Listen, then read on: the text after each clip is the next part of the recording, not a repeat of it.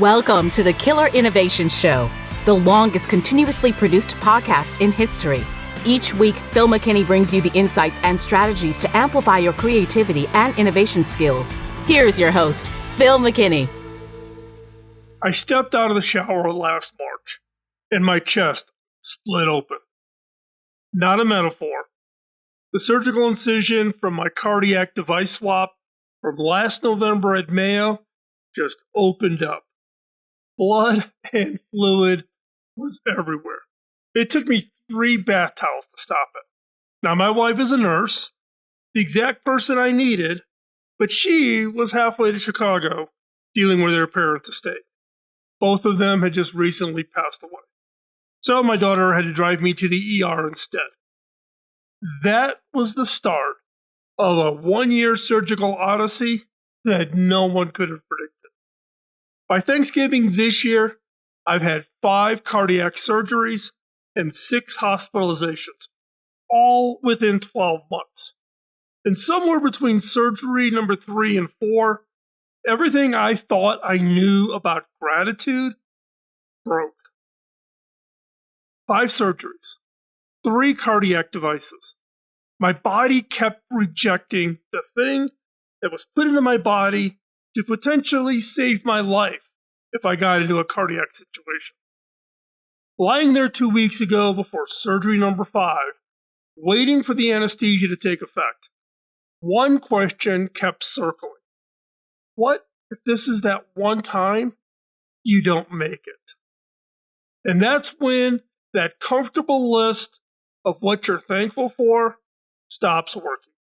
You know the one. You're thankful for your health, your family, your career. The things we say more like perform around the Thanksgiving table because they sound good in front of an audience of your family and friends.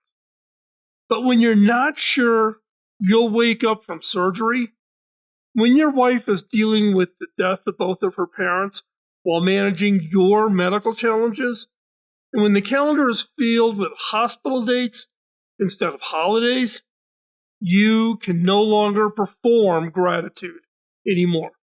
You have to find out what it actually means. Now, for me, my countdown clock isn't just ticking anymore. It's screaming. And that's when I saw it clearly. Not in the hospital room, but at a lunch with my grandson. Last month, Liam sat next to me after church, as we normally do on Sundays. He's 12. Now, he runs his own business, designing things like Christmas ornaments, using 3D printers that we have here in the studio. He has his own glow-forged laser cutter and is very well known in our area for his Christmas ornament boxes that he sells to for his family craft projects. Now, he's a regular listener of my podcast. And recently, he was listening to an episode about how to identify and make reality-wise true breakthrough innovations. What does it really take? And guess what? He had an idea, a big one. Now, he came to me and he said, "Hey, Papa, it would need way better batteries than we have now." So we went deep. The kind of conversation where you forget that it's a 12-year-old is asking you the questions that most engineers won't touch. He's already thinking about making the impossible possible. And sitting there, watching him work through the problem, I realized something. This is what survives when I'm gone.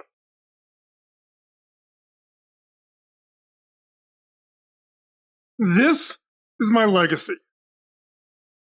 My grandfather would take me to my Uncle Bishop's tobacco farm in rural Kentucky to help with the harvest.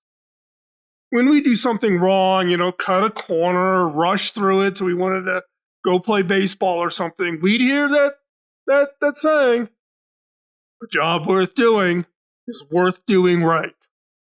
I heard on that farm from my grandfather.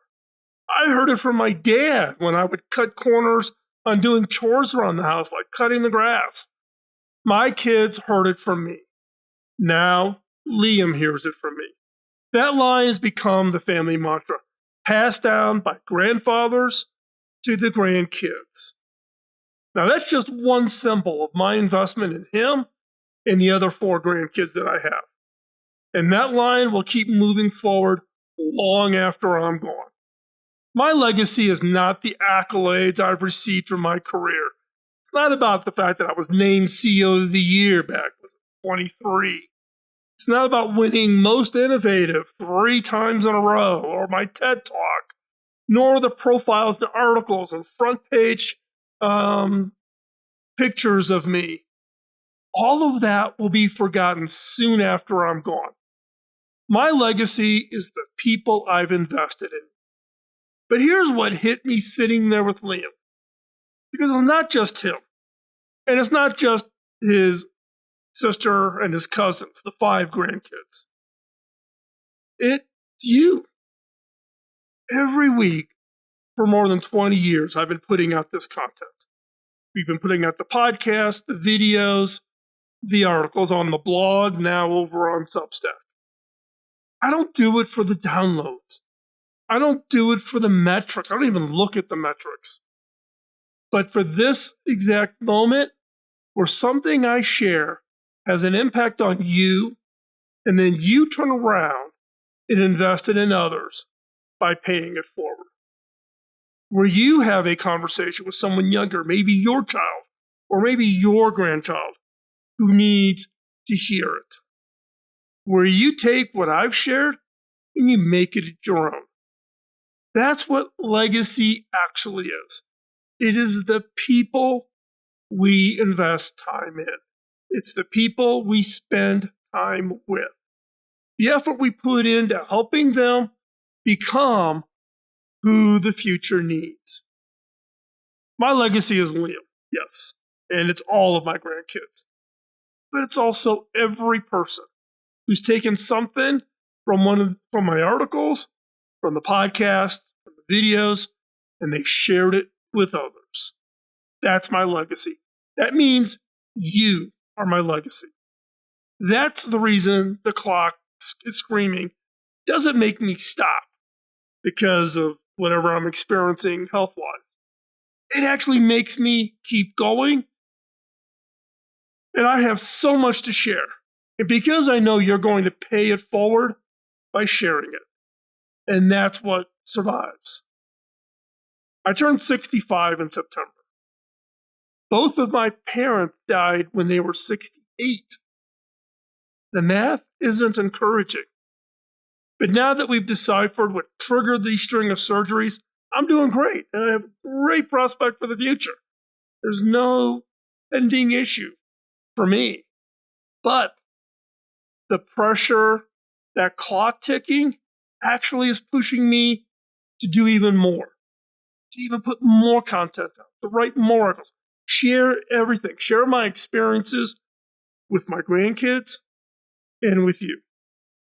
So when people ask me why I keep pushing, why am I still creating content when I've had 5 surgeries in 12 months? Isn't it time to maybe hang it up? It's because I finally understand what I'm grateful for. I'm grateful I get to see what happens when you invest in people, when you invest in your teams, when I invest in my grandkids, when I invest in you. Now, I'm grateful Liam asks me about batteries over lunch. And in fact, the other day, it was all about he's designing a holodeck. He is absolutely focused in on what technologies would be needed to create the holodeck. And I'm grateful you're watching this and thinking about who you are investing in or who you should be investing in. I'm grateful for what my recent surgeries revealed to me. That morning when my chest split open, I was terrified, thinking about everything that can go wrong. Now, I'm grateful for what it forced me to see, what my legacy really is, and that is people. And why it matters to keep going, even when it would be easier and less stressful to stop. Now, this week, over on my studio notes, I'm telling the full story. The medical mystery that took 5 surgeries to solve. The conversation with Liam that changed everything. What my wife actually thinks about me writing a second book while trying to recover from all of this. And what gratitude looks like when the comfortable list stops working. But here's what I really want to know. When was the last time you were grateful for something that actually hurt you? Not that easy stuff that you say around the table. Not the list you perform around Thanksgiving table, which we all do. The thing that truly broke you open. The thing that forced you to see differently. What are you thankful for? What is your gratitude? Drop it in the comments below. Tell me what you found inside the breaking. Be transparent. I read and I try to respond to 100% of every one of the comments. Now, why am I doing this? Because finding that gratitude, finding that motivation of what really drives you, that's what Thanksgiving is actually for. Learning what gratitude looks like when everything breaks. And discovering that what survives isn't what you thought. Happy Thanksgiving. Podcasting nonstop since 2005, this has been the Killer Innovation Show on the Innovators Network.